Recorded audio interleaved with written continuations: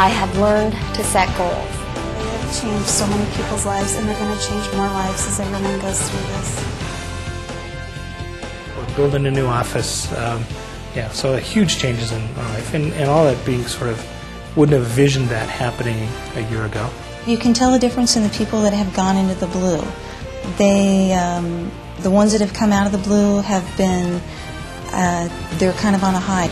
As more and more of my employees go through, we see more of the Into the Blue philosophies, helping each other, coaching each other, growing each other.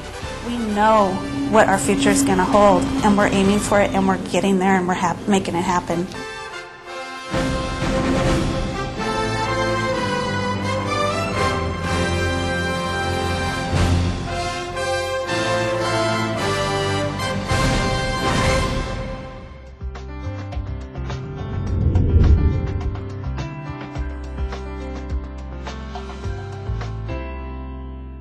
The Pacific Institute's material that they have brought to us through the Investment in Excellence is probably the most significant ingredient that I've ever had the chance to inject into this organization to make us better, to unleash our potential, to give us growth, to make us a cohesive team.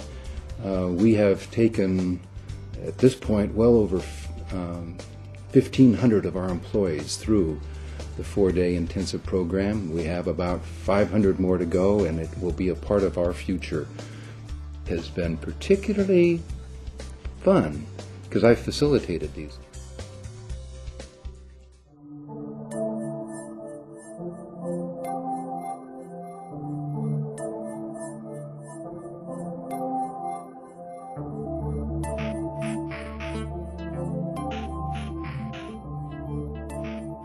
One of the, I think, key successes for the pharmacy department is healthcare is undergoing rapid change, and our department also has to keep pace with that, and in fact, in many cases, lead some of those change processes. And many people don't like change, and Into the Blue has been really integral in our adaptation and management of change for the pharmacy. I would say, in fact, that the pharmacy department has been one of the pace setters of the organization in using Into the Blue in our everyday life and helping us move forward into new projects and new activities.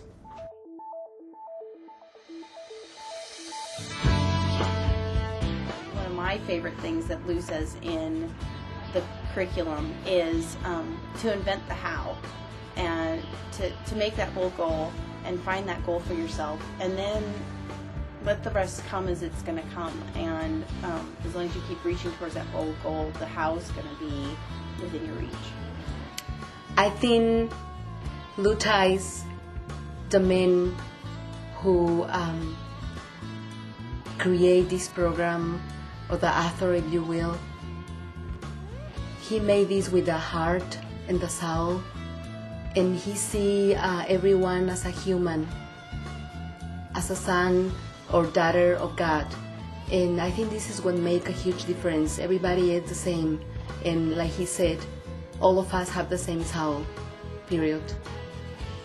The other thing I notice at work is every day there are people being more clear about direction, more achieving of what we want to achieve, moving more quickly into making decisions and making bold goals, and moving more quickly to the work. And I think that's been a fabulous thing. We've needed that here, and I think we're getting there. I think we're achieving it. I think people were excited and passionate about moving this organization and ourselves forward and accomplishing cultural change for all of us. Even the naysayers come back and say, I found it very, very useful. I'm using it with my family. I'm using it in my home life. And when we hit scotomas or road bumps, we're able to go back to those tools and find a way to approach the problem in a positive way and treat each other in a very positive way. What I've seen is some people that I would say are oftentimes, the negative, they'll see the negative slant on things. that after coming out of the Pacific Institute training, that it's made believers even out of some of the people that I would have wondered, wow, are they gonna go for this? To me, the most important factor in the entire process is learning to be positive. I feel fortunate because I lived a life and a childhood where I was taught to be positive.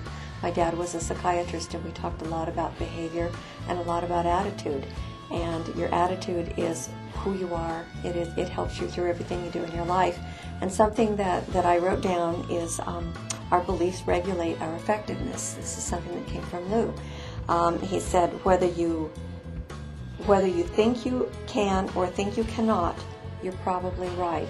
And that just struck me as so profound because it's what I always was taught as a child.